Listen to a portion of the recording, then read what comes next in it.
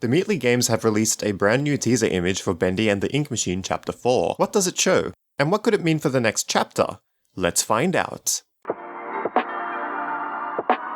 The first major thing to note about this teaser image is the message written on the wall. The message states, "No angels, he will set us," and considering what we've seen on previous messages like this, the final word is probably free. Reading this message would instantly give you the vibes that Sammy Lawrence is returning. If you are a keen prodigy who has been following along with all of our analyses, you would remember such facts as Sammy's death puddle being removed in the Chapter 3 updates, and a secret message from Sammy being inserted in the Chapter 3 instruments puzzle. Given that the message in the teaser states no angels, and that Sammy is clearly on Ink Bendy's side, it seems like undeniable evidence that TheMeatly Games wants to bring Sammy back for Chapter 4. However, let us not forget another major character we haven't come across yet.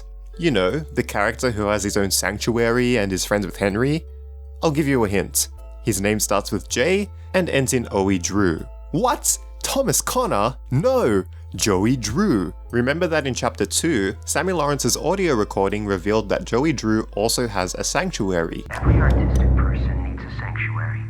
Joey Drew has his, and I've got mine. Joey was also the one who started getting the workers to provide offerings to appease the gods and get the studio into the predicament it's now in.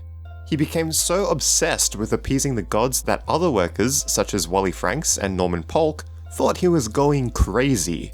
Provided that Ink Bendy's existence is due to Joey Drew's rituals, and that Joey had such a strong devotion to his dreams that he would do anything to make them come true, having this particular message written by the entrance to his sanctuary would make sense. He would be opposed to Alice Angel since she seems to be enemies with Ink Bendy, and would also want Bendy to set him free since he preaches that dreams come true. But just wait a second, we also need to consider the case of Joey being Bendy. Provided that this is the case, the second sanctuary may still be Joey's, but inhabited by Sammy instead. Since it is obvious that the Ink Demon is welcome there, this could be where Ink Bendy takes Sammy at the end of Chapter 2 before coming back for Henry. As much as I was joking before, we also can't rule out characters such as Thomas Connor, Wally Franks, or Grant Cohen either. If you believe that Norman Polk wasn't the projectionist monster, there's also him to consider as well, and you never know if TheMeatly will introduce a brand new character.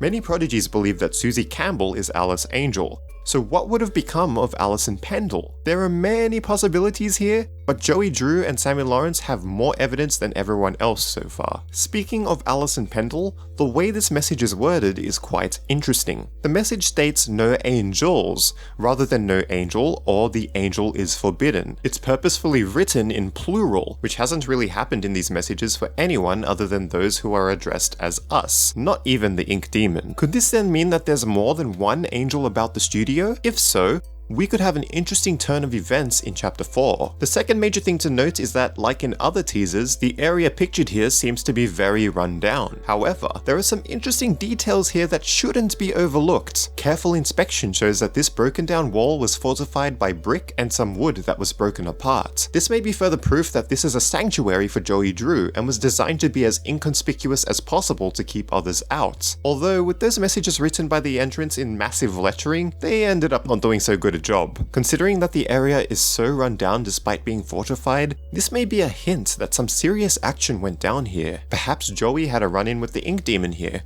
or Alice was fiercely fought back to keep her out. Perhaps there was a duel between Alice and Bendy in this very area. Third, there is a vent with a flashlight inside. This may mean that we will be able to use the vents to travel around in Chapter 4. Naturally, we would need to use the flashlight to see ahead of us in the dark, creaky vents of Joey Drew's studio, and could lead to some scary encounters with Bendy himself. Some have likened the possibility of this to the gameplay in Alien Isolation, which would be incredible if it were the case. This would mean that we would have an even more aggressive Bendy than in previous chapters, leading to more intense situations when roaming Joey Drew's studio. Remember that Bendy hears all, and he certainly was able to hear Henry's footsteps during the Chapter 3 missions. If the noise feature of our movements are built on in the next chapter, it could lead to us having to be more aware of our surroundings and to be very cautious of our actions. Considering that we may need to use a flashlight more often in Chapter 4, there might actually be corridors around the studio that are completely dark as well. In Chapter 3, we were first introduced to the flashlight and how to use it, so this may be our tutorial stage of sorts to prepare us for this. Considering that there are lanterns lighting up dark areas in both this teaser and the Chapter 4 announcement trailer, this could be an interesting new addition to the game. It might also lead to another change in the gameplay, where the lanterns might go out occasionally, perhaps due to an unstable gust of wind, considering that there are air vents in these areas. Then again, they might go out due to smoke obstructing our vision or a lack of airflow,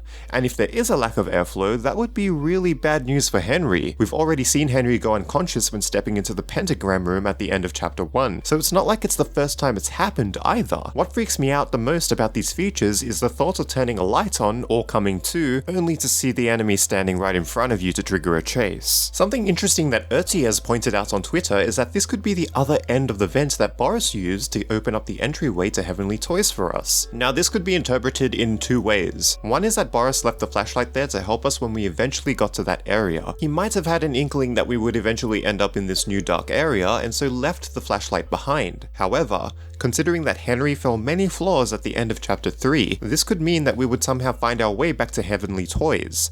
Another interpretation of this is that Boris is actually on Alice's side and is really guiding Henry through the studio to help her out. Since the vent isn't for angels, Alice would be wary to use it, especially since she fears the ink demon. Instead, Boris would be sent to do her bidding, much like Henry is doing her bidding now. I know that's an unpopular opinion, but you can never be too sure. Boris may have used this special vent to gain access to one of Alice's machines, which would open up the way for him to lead Henry to her. This may be a bit of a stretch though, especially considering that we don't know where Alice's machines are located and how complicated the vent network is. We also need to consider how far Henry fell at the end of Chapter 3 again. It's still something interesting to think about. The fourth major thing to note is the odd yellow patch underneath the vent cover in the bottom right. Keeping crude suggestions aside, this could be a few things. My first thought is that it could be bacon soup, and that it could be used to lure the ink demon to the sanctuary. We also don't know if this area is designed to hold another ritual for Ink Bendy, so even this could be the case. However, we haven't seen Ink Bendy actively look for bacon soup cans. Our only indication that Bendy likes bacon soup in any way, shape or form is through the slogan of bacon soup, which is just the way the little devil likes it. Which, by the way, is confirmed in the gameplay of Bendy in Nightmare Run, where Bendy collects bacon soup cans. However, another thing that this could be is developing fluid. In early 20th century animations, each frame of rough drafts of new animations would be photographed and developed to be displayed for a quick screening to see if there were any glaring problems. If everything went well, the rough sketches would then be allowed to be inked onto cells and more frames would be filled in to complete the animation. To process the photos in this precautionary stage of the animation process, developing fluid would be used, and the most common developing fluids are typically clear or lightly tanned or white in color. Remember in Chapter 3 that we found multiple cameras stationed near tables, and this might be what that whole area was used for all along. In fact, the game itself may be guiding us through the studio via each stage of the animation process.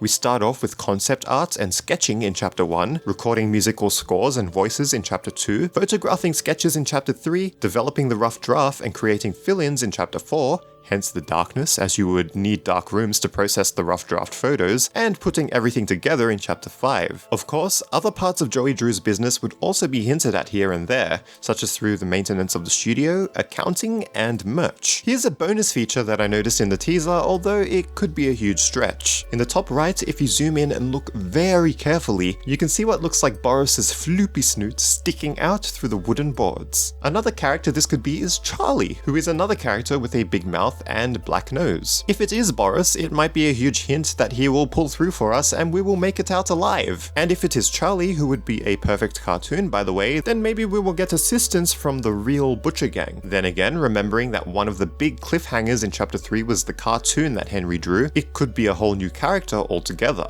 That aside, with all of these hints towards a conflict between Joey Drew and Alice Angel, it really gets you wondering if he really intended to let Alice die. Tap this video to find out, or check out these videos which were picked just for you. If you're new, remember to subscribe and tap that bell for more bendy and horror game theories that actually make sense. Prodigies, I hope these videos help to expand on how you think. See ya!